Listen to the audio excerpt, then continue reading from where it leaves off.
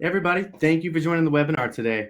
I'm super excited to get a chance to talk to you all about brand management on Amazon. Now, before I get started, just kind of want to make sure that everybody can hear me. So if audio is coming through on your end, just go ahead and shoot me a message. Let me know, make sure everything's good to go.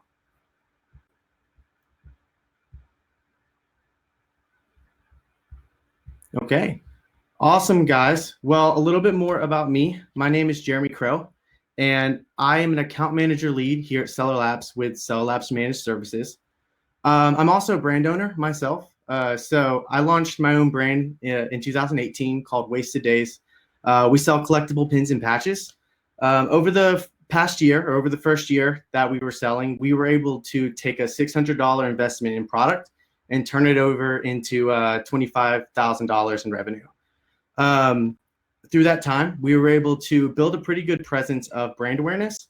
And since then, we've actually moved from selling just pins and patches to actually trying to focus a little bit more on a branded apparel as well. So for today's topic, we're going to be going over growing, protecting, and managing your Amazon brand. First, we're going to go into getting started with Amazon Brand Registry. Then we're going to move into creating compelling detail pages, followed by using APlus Content. And then finally, we're going to go into brand building ad strategies. So just to get started, we're going to go into Amazon Brand Registry. And I want to open this up with a simple poll, just asking who all is enrolled in Amazon Brand Registry right now? If you are you doing everything you can to make sure that your brand is protected? And if you aren't, what is really prohibiting you from doing that? And feel free to put those in the chat. Also, if you want to ask any questions during the webinar, just go ahead and do that as well. And we're going to get back to everything at the end with a small session of Q&A. So how does brand registry really help? I think it can be broken down into 3 different things. The first one is brand awareness. And this is really 2 different areas that I think we could talk about. The first one is APlus Content. And we're going to talk about that a little bit more in the presentation. So I'll wait on that. But when it comes to Amazon stores, if you're familiar with these, they're really great. They're really great ways to be able to direct your brand, to direct people to all your products. People like to think of them, they're kind of like a website on Amazon that allows everybody to, whether they're coming through organically or whether you're setting up something through advertising, to be able to give someone a place where they can see all your products, however you want to set those up, plus a little bit more to tell the story of your brand. So that could be some sections if you're an eco-friendly product, or if there's just something particular that you think separates you from everybody else. It's a great way to be able to build that brand story and put it all in one location. The next part that I think involves brand registry well is the brand protection aspect. So there's a few different options here that Amazon offers for brand protection. We won't be able to go into those 2 in depth, but we're going to drop some links for you to be able to look into these if you want to. So Amazon Transparency and Project Zero are 2 options that Amazon offers. It just gives you some better ways to make sure that your brand is protected. What I would like to talk about, though, is another thing that they give, which is the expedited infringement action. It's not really a service or anything like that, but it's good to know that it exists if you actually go through something where you're dealing with a product that's infringing on your brand. I had a very similar situation with that happen to me, where whenever we weren't completed with our trademark process, we actually had a Chinese manufacturer that was making and selling our products. We were at a point where we actually had about 15 people plus selling our product on Amazon, and we didn't have a trademark that was completed. And it became a thing where we had to really say, we have to continue moving forward. And whenever that's completed, we'll go back and actually be able to fix that. And once we had a trademark completed, we got everything approved by the USPTO. We were able to get our registration number. And within about 2 hours of having brand registry, we were able to get 15 plus listings removed that were taking our products. So if brand registry can help you, if brand protection is something that you're looking for, I think brand registry is one of the best ways that it can help. And then the final thing that it's involved with it is brand analytics. So this is something newer that's been available to Seller Central, and it's a way for you to not only keep tabs on what's going on with your own brand or the searches that's going along with that, but also what's going on with the major brands in major categories on Amazon. So if you have access to it, you may have poked around with it. I think the main takeaway with it right now is it gives you ways to look at keywords. It gives you ways to look at demographics. But what is most important is knowing that this is something that Amazon plans to work on a little bit more, and keeping track of it now is going to be one of the best things that you can do. It's a super cool tool. So if you do have access to it, just go ahead and I would say try to poke around with it. But all in all, I think it's a great thing to keep tabs on for the time being.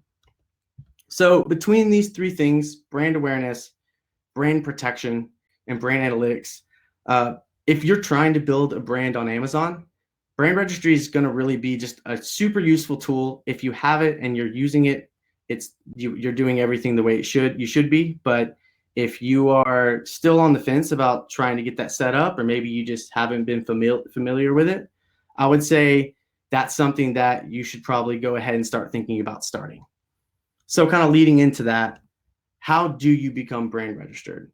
It's a fairly simple process, but it takes a very long time if you haven't started it yet. The main part and the main reason why that takes so long is just waiting for your trademark. So if you've done it, I'm sure you're familiar with the time that it takes.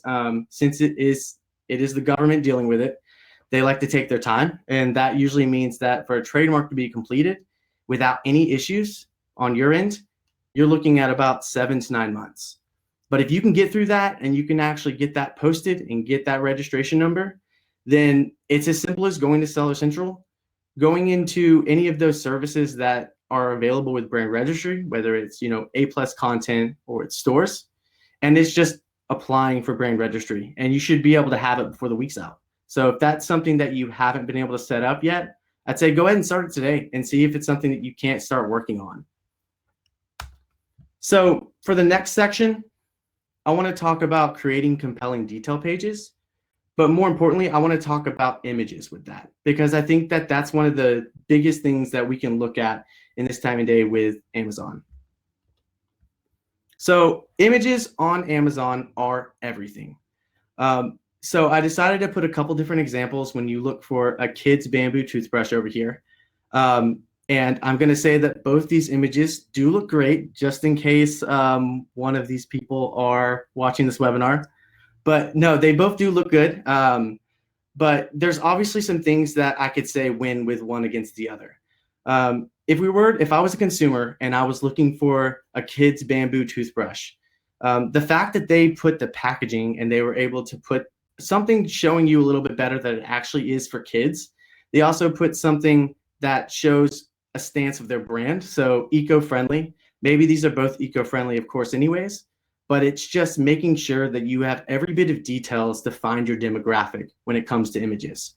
There's also a couple different ones. So since these are both priced the same, I would say the Tree Bird product definitely wins, just because it's telling a little bit more of the story. And it wasn't much for them. They spent a lot of time on their packaging, obviously, and just making sure that they have that there is so easy for them just to take pictures of, that it's worth every bit of what they did. And jumping into that, I want to talk specifically about some stats on mobile, just to really solidify what's going on with Amazon and mobile for images. So Amazon currently has 145.2 million users shopping via mobile. Of that, 103 million monthly users are mobile-only shoppers on Amazon. So if we take that and we consider the fact that we as humans process visuals up to 60,000 times faster than we process text, then you have to realize that images play a huge role in the research and consideration phase for users on mobile. Now, we can't say that for conversions. We can't say for sure that that's really what's going on. But the idea is that images are what people are going to see first. And on mobile, images are the first thing they see. These people may never even look at bullet points, and they may not pay attention to titles outside of what they're actually searching. So making sure that you have images that tell the story as well as are catered to the demographic of your product are super important in this time of day. So if you're ever questioning when it comes to images, which ones look better, how you could do things. Maybe you've put one with and without an infographic. You don't have to trust that that's just what it is. There's actually a lot of services out there that help you figure that out. One that we use here at Seller Labs is called PickFu, and if you're interested in using them, we have a code. You can use Seller Labs and save 50% off your first poll. But what this does is this actually gives you an option to put two different images, whether it's a lifestyle image or maybe it's just a standard Amazon white backdrop, or maybe it's a logo, maybe it's anything. You can actually get 100 people to anonymously leave real feedback as to which one they like better and why they like it better. So in this situation, I used my same product that's actually just a little bit different lighting and some different backdrops for what it's against. But as you can see, about 10 additional people like the one with the brown strap, and they even say, I like the brown, makes it pop a little bit more. I love these. So real feedback, and it's super awesome. If you're ever interested in looking into something like that, they're a great way to figure that out. So for this next part of this presentation, I want to talk specifically about a company called Liquid Death. If you have heard about them, you've probably been targeted with some of the most ridiculous ads that you have ever seen. If you haven't, they may or may not be for you.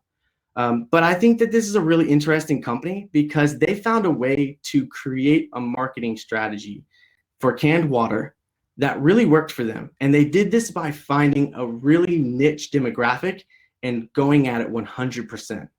And they actually did it to such a point where if you searched, I did this a few days ago, where if you search on for water on Amazon, they are the 5th organic result, and they're currently beating out companies like Evian, Propel, Dasani, and there's a few more down there too. I mean, these are huge companies that they were able to just take out by just targeting and being very specific. They actually even use a lot of marketing where they use negative reviews to be able to tell people that they're not for everybody. So they're definitely worth checking out, at least giving them a search, reading some questions and some things that they have on Amazon, because it's pretty interesting. So moving back, continuing to moving on with Liquid Death. One thing that they do is, like I said, they know their target market well, and they build their images out to that. So if we look at these 4 images, first thing that we're going to see is, of course, they wanted to make sure that in the white backdrop, they've identified that it's a 12-pack. They did put tall boys. They could probably put, these are most likely a 16-ounce can, but they're still trying to make sure people know that this isn't just one can. Next, they talk about how they consider themselves an eco-friendly product by saying we are 20 times more recycled material than plastic bottles. And then they talk about a little more of the pH levels and some things like their eco-friendly hashtag that they use through all their marketing, whether it's APlus Content, stores, to their actual product images, and on Instagram too, is the death to plastic. Next they use an image that just lets you know once again what's going on with the box. And then finally, they use some hockey players that are chugging their product. Even that alone is a way to identify their target market, which their market actually falls a lot into metal and hardcore music, which surprisingly, hockey is very infused into as one of the, I guess, because it's a sport that involves more fighting, but it is truth, and that's something they were able to identify and actually use in their listings to make sure they were identifying. So if we look at Liquid Death compared to somebody like one of their competitors, Icelandic Glacial. This was a product that I saw popping up a lot against their sponsored products and trying to move into their space a little bit. So I decided to use them as a comparison moving forward. And if you look at these 2 listings, there's a few things you'll notice. One is, I think Icelandic Glacial is outbeating Liquid Death in how they're indexing and making sure they're trying new things for keywords, maybe through advertising or for organic placement. They also have a more expensive price, and they're trying to use a coupon. But even with that, Liquid Death still comes out cheaper. I think what's more important than anything with Liquid Death is that they've been able to find their market just by looking and seeing what people buy with them. So if you look at frequently bought together, you'll see that people buy Death Wish coffee whenever they buy their product. which they have the same market. And so it's great to see that you can actually use that, and they're using it there just to be able to isolate their demographic and kind of know a little bit better what works and what they want to go after. So next, I'm going to talk about using APlus Content.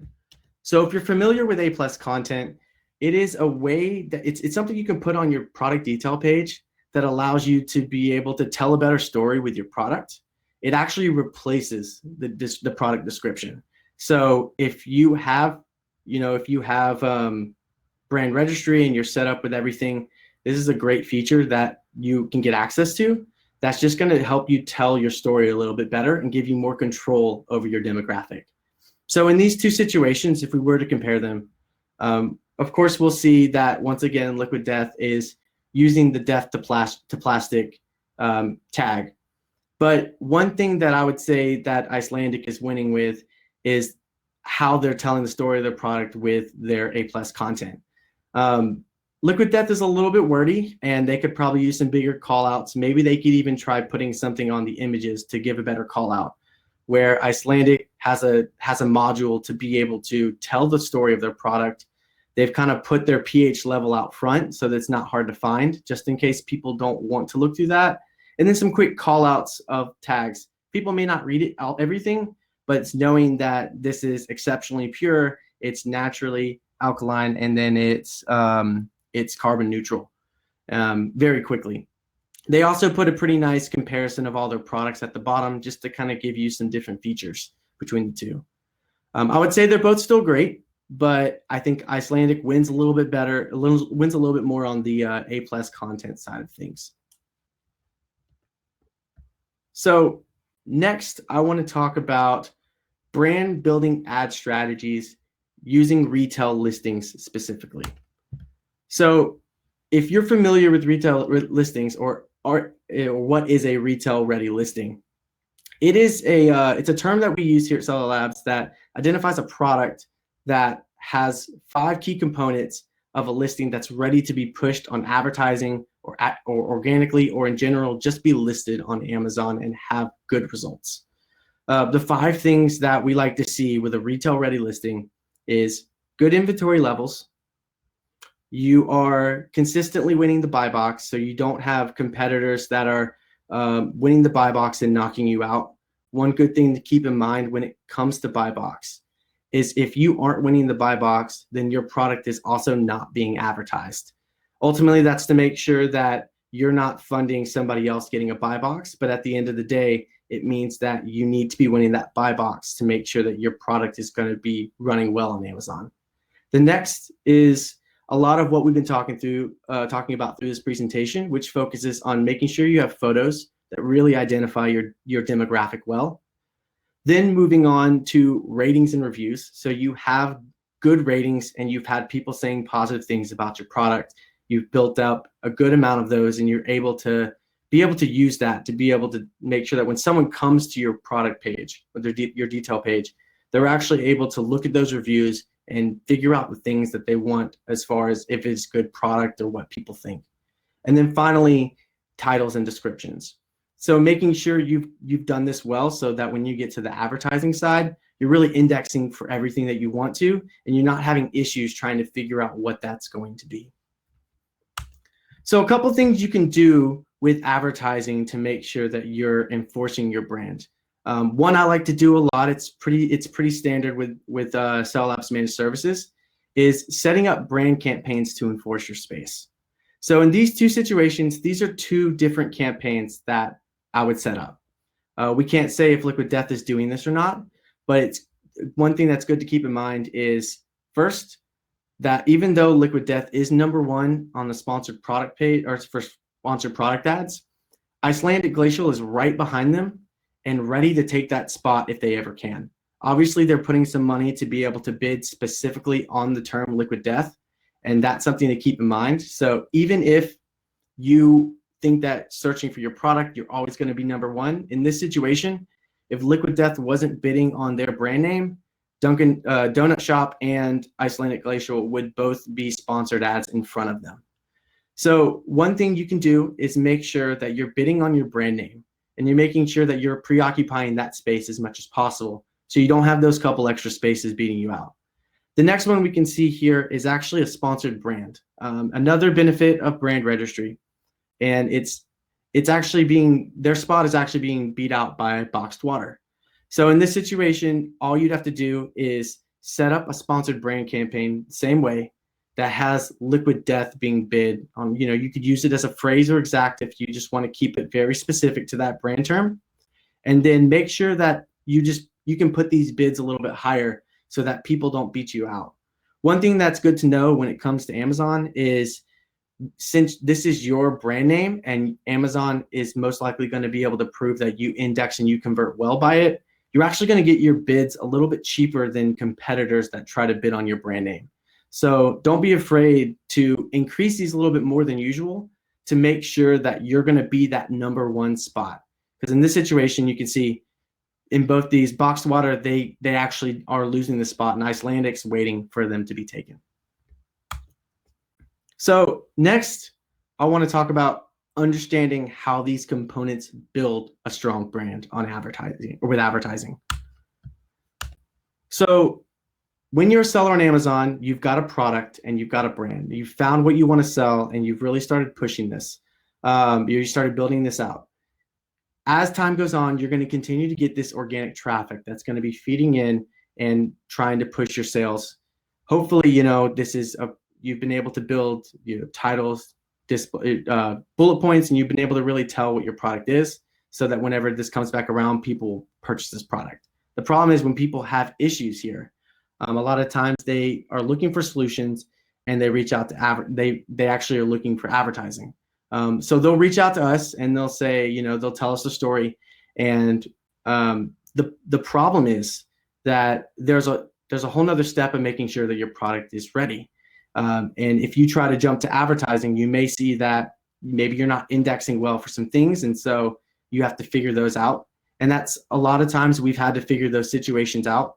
But I think it's more important to focus on understanding that when you have a retail ready listing or you have retail ready listings and you've been able to build a brand that's really focused around your demographic and you've done this well with images and you've got good reviews and people really love the brand that you've built, and you're getting organic traffic while you introduce advertising, then all of a sudden you've been able to start pushing your products with advertising, get more sales, and then continue to increase your ranking and your indexing on Amazon so that you actually get more organic sales.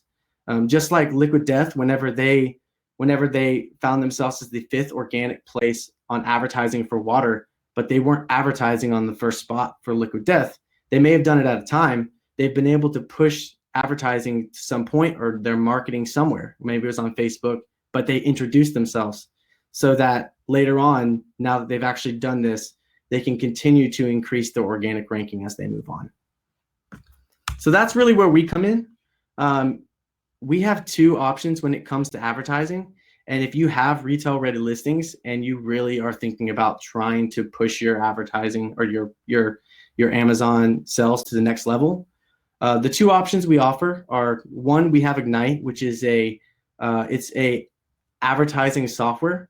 It does involve a little bit more of knowing Amazon advertising and having a little bit of the data background. But if you have a little bit more time on your hands and you want to learn that, and you want to be able to take advantage of opportunities, they give great suggestions to be able to figure out what you can do next with your advertising. However, if that's really not the solution you're looking for, you really want to be able to focus on other parts of your brand. Maybe it is, optimizing hundreds of listings so that you can start pushing them with advertising. That's really where we come in at Seller Labs Managed Services, and we want to offload that so that you can focus on other parts of your business, and we can actually take that advertising off your plate and report back to you on a cadence so that we can actually tell a story, help you tell a story with your brand. So next, I'm going to open this up to some questions. So if you have any questions, go ahead and let me know, and I will be getting to those at the same time.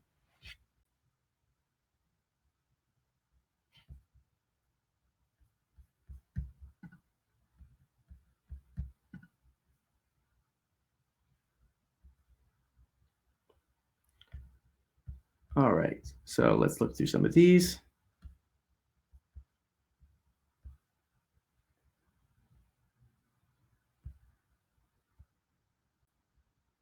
So does Amazon allow photos with text in them? So they do. They do like the first image to be the white backdrop. That's definitely something that they want. You can introduce other elements. There are listings out there where people have full images on the back, but they usually don't look very good. So Amazon's really, that's how they want to do it, not just because that's just what they want, but it does seem to look a little bit better on Amazon to have that. But after that, if you want to be able to introduce infographics, that's something that a lot of people do. And so you can start telling small, minor things about your product as you go through, and just keep that first image with the white backdrop.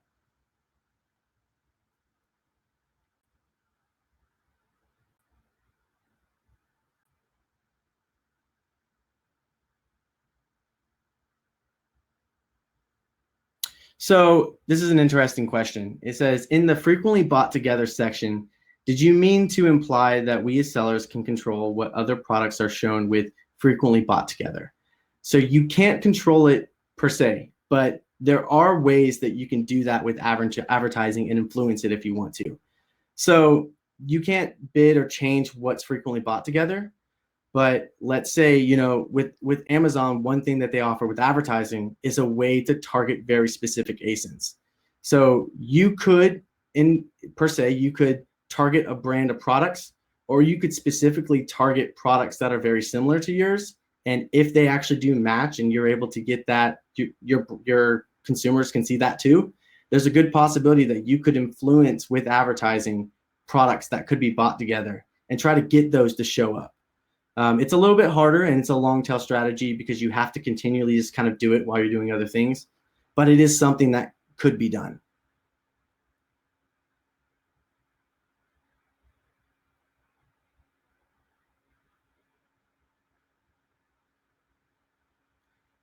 All right. And is there somewhere to easily see if you are not winning a buy box for your item? I mean, there are ways to see that in Seller Central, and there's a lot of different reports and things that they've given. A lot of tools give that access to. The easiest way is probably just to go search on Amazon, and you'll see if you're winning that buy box too. You'll also see that that's got that company name underneath it. That's a quick way to check it, but it is going to be in your Seller Central account as well.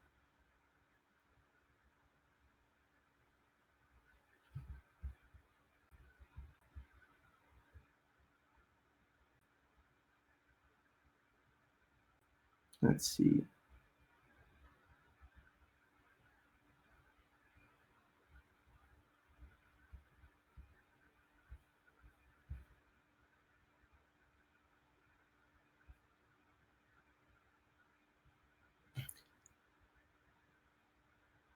And next question, do we have any data to show how managed services perform better than Ignite? Yeah, we have plenty of case studies specifically for not just Ignite, but our actual managed services team. So if that's something that you are interested in, just reach out to us. We can get that. We can get some of those case studies out to you.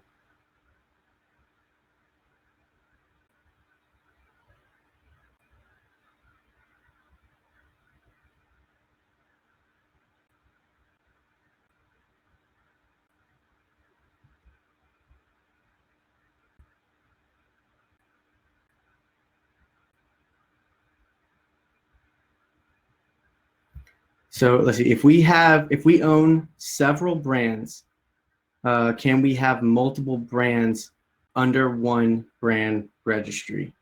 Um, I don't believe it's going to work as well. I do know that there has been some loopholes that people have been able to find. But if you want the easiest, most cohesive process as going through it, it's going to be easier to make sure that you've got that brand registry set up for each of those brands, just so you can make sure there's no issues. But there are, I believe, things that can be done. It just gets a little more blurred as for the lines get a little more blurred.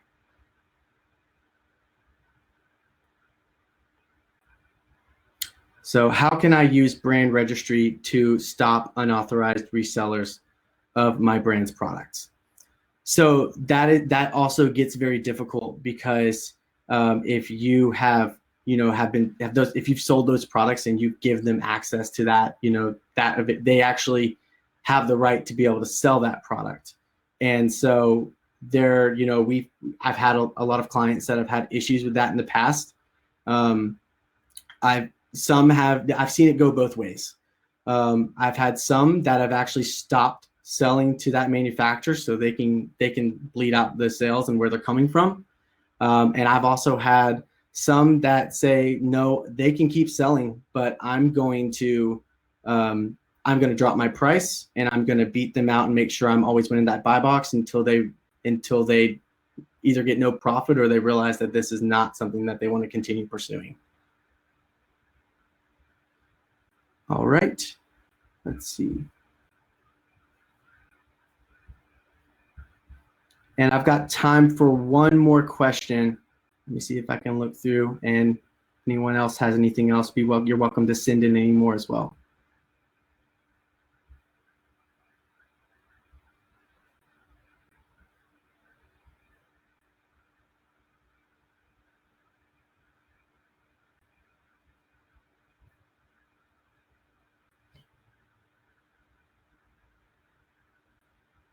All right, so this question is, if we have a trademark registered in one country, say UK, then can we get enrolled in multiple marketplaces like USA, UK, Japan, etc.? I believe that I believe I've heard that you can do that. That I know that I've heard that people have done that to be able to get that trademark approved faster, since some other countries it can be processed faster than in the US. But I don't know if on the long term how that would affect things differently or the same. By what I've heard, I think it's fine, but I would say that the safe bet is to make sure that you have that in the US. But I think that it should work along all marketplaces. Okay, awesome, guys. Well, thank you so much for joining the webinar today and letting me talk to you guys a little bit more about, brands, my own brand, Liquid Death. So if you have any questions, or if you're interested in Ignite, or if you're interested in Cell Labs Managed Services, reach out to our team. We'd love to talk to you and maybe possibly even work with you. Have a good day, guys.